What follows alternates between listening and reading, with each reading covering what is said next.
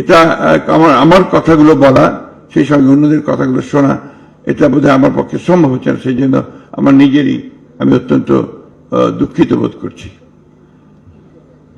বাংলাদেশ একটা অত্যন্ত সবচেয়ে জটিল একটা রাজনৈতিক সময়ের মধ্যে দিয়ে যাচ্ছে। এই সময়টার মধ্যে আমাদের যে কাজটা আমাদের উপর পড়েছে, সে কাজটা হচ্ছে যে ভবিষ্যতের বাংলাদেশকে আমরা যেন আমাদের স্বপ্নের মতো করে দেখতে পারি, সেই বিষয়টাকে কতটা স্থির করা যায়, নির্ধারণ করা যায়। আজকে যে প্রশ্নগুলো সামনে এসছে, আমি খুব সংক্ষেপে চলে আসছি সামনের দিকেই। সে প্রশ্ন এসছে যে আপনার ঐক্য এরা যেটা নির্ধারণ করেছেন, সংস্কার, নির্বাচন।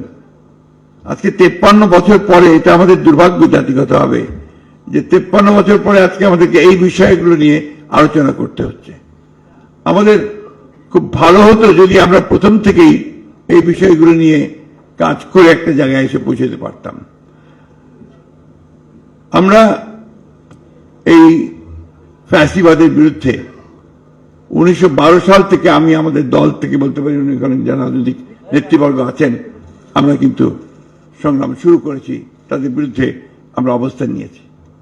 সেই সময়ে আমাদের অনেক রাজনৈতিক নেতাকে হত্যা করা হয়েছে, অনেক রাজনৈতিক নেতাদেরকে পঙ্গু করা হয়েছে, কারাগারে দেওয়া হয়েছে, এবং দীর্ঘ বছরগুলো ধরে আমরা যারা ফ্যাসিবাদের বিরুদ্ধে সংগ্রাম করছিলাম, আমরা কিন্তু সেই লড়াইটা করছি। আমার দলের কথা আমি বলতে পারি, যেটা আমার বলা উচিত বলে আমি মনে করি, সেটা হচ্ছে আমাদের দলেই আমার 60 লক্ষ মানুষের বিরুদ্ধে মিথ্যে মামলা রয়েছে। আমাদের 700-র উপরে নেতা কর্মীকে গুম করে দেওয়া হয়েছে, প্রায় 20,000-এর উপরে বেশি মানুষকে আপনার হত্যা করা হয়েছে। আয়না ঘরের কথা আপনারা সবাই জানেন। ফাঁসি দেওয়া হয়েছে বিশিষ্ট রাজনৈতিক নেতৃবর্গকে। এই একটা অবস্থার প্রেক্ষিতে আমরা কিন্তু কখনো থেমে থাকিনি। আজকে যে কথাটা হচ্ছে সোচ্চার হওয়া, সেই সোচ্চার আমরা প্রথম থেকেই থাকার চেষ্টা করেছি। তখন আমরা অনেককে আমাদের সাথে পাইনি, এখন আমরা তাদেরকে সামনে দেখছি, আমাদের খুব ভালো লাগছে, আমরা আরো বেশি অনুপ্রাণিত বোধ করছি। সংস্কার ব্যাপারটা আমরা অত্যন্ত আন্তরিক। আপনাদের অনেকেরই জানা থাকা উচিত, যারা রাজনীতির সঙ্গে জড়িত আছেন, যে 2016 সালে আমাদের দলের চেয়ারপারসন দেশনেত্রী বেগম খালেদা জিয়া, তিনি ভিশন 2030 একটা আমরা একটা ডকুমেন্ট বের করেছিলাম, যেখানে রাজনৈতিক সংস্কারের কথা খুব পরিষ্কার করে উল্লেখ করা ছিল, এবং যে বিষয়গুলো আমরা পরিবর্তন আনতে চাই সেই বিষয়গুলোর কথা আমরা উল্লেখ করেছিলাম। সেখানেই আজকে যে বিষয়গুলো একদম সামনে চলে এসছে, যে আপনার প্রধানমন্ত্রী এবং প্রেসিডেন্টের যে ক্ষমতা, তার ভারসাম্য রক্ষা করা, এক ব্যক্তি যেন দুইবার আসতে না পারেন প্রধানমন্ত্রী হিসেবে, সে বিষয়টাকে নিশ্চিত করা, এবং একই সঙ্গে আপনার যে 2 কক্ষ বিশিষ্ট পার্লামেন্ট, এটা কিন্তু তখনই, অর্থাৎ 2016 সালেই আমরা কিন্তু এই বক্তব্যটা নিয়ে এসেছিলাম। আমরা এটা আলোচনার জন্য দিয়েছিলাম, জনগণের সামনে পেশ করেছিলাম। পরবর্তীতে 2022 সালে আমি তখন জেলে চলে গেলাম, আমরা বেশ অনেকেই জেলে গেলাম। সে আপনাদের মনে থাকার কথা, গোলাপবাগে একটা জনসভার মধ্য দিয়ে আমরা প্রথমে 10 দফা, এবং পরে সমস্ত রাজনৈতিক দলগুলো আপনারা সেটাকে সমর্থন করেন। পরে সমস্ত রাজনৈতিক দলগুলোর সঙ্গে, যারা ফ্যাসিবাদের বিরুদ্ধে আমরা আন্দোলন করছিলাম, তারা আমরা কিন্তু একসাথে আলোচনার মাধ্যমে আমরা 31 দফা আমরা একটা কর্মসূচি, সংস্কারের কর্মসূচি আমরা নির্ধারণ করি। এখানে মান্না আছেন, জুনায়েদ সাকি আছেন, আমার অন্যান্য রাজনৈতিক বন্ধুরা আছেন, তাদের সঙ্গে আলোচনা করেই দীর্ঘ 2 বছর আমরা এটার উপর আলোচনা করেছি। আমাদের যারা প্রখ্যাত এই বিষয়গুলোতে আপনার বিশেষজ্ঞ, তাদের সঙ্গে কথা বলা হয়েছে, বারবার বসেছি। ডক্টর আলী রিয়াজ আছেন, তার সঙ্গেও কথা হয়েছে, অনেকের সঙ্গেই তখন আমরা এই কথাগুলো বলেছি, আলোচনা করে নির্ধারণ করেছি। সুতরাং সংস্কার পক্ষে আমরা কিন্তু প্রথম থেকে। দুর্ভাগ্য আমাদের এখন কিছু কিছু বক্তব্য আসছে যে বিএনপি সংস্কার চায় না, নির্বাচন চায়। এই কথাটা সঠিক নয়।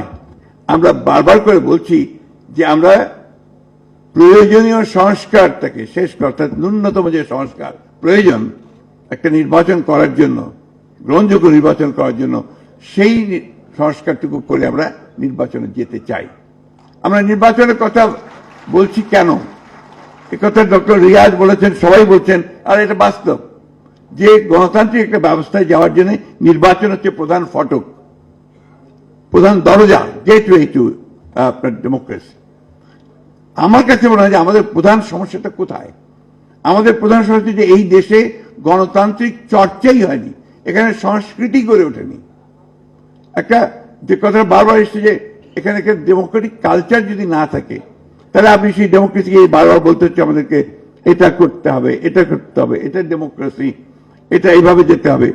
এই জিনিসগুলো কিন্তু আপনার একটা কাল চর্চা ছাড়া, বারবার প্র্যাকটিস করা ছাড়া কিন্তু সেটা গড়ে উঠবে না। ইম্পোজ করে কোনো কিছু করা সম্ভব হবে না। আপনি যেমন আমি বলি, কেয়ারটেকার গভর্নমেন্ট সিস্টেম আমরা 3টে ইলেকশন করেছি। এই 3টে ইলেকশন, প্রত্যেকটি ইলেকশন কিন্তু একটা চারটা ভালো হয়েছে এবং গ্রহণযোগ্য হয়েছে। অর্থাৎ কেয়ারটেকার সিস্টেম আপনার মানুষ গ্রহণ করেছে এবং তারা সেটাকে অত্যন্ত জরুরি মনে করেছে, এটা মানুষের কাছে।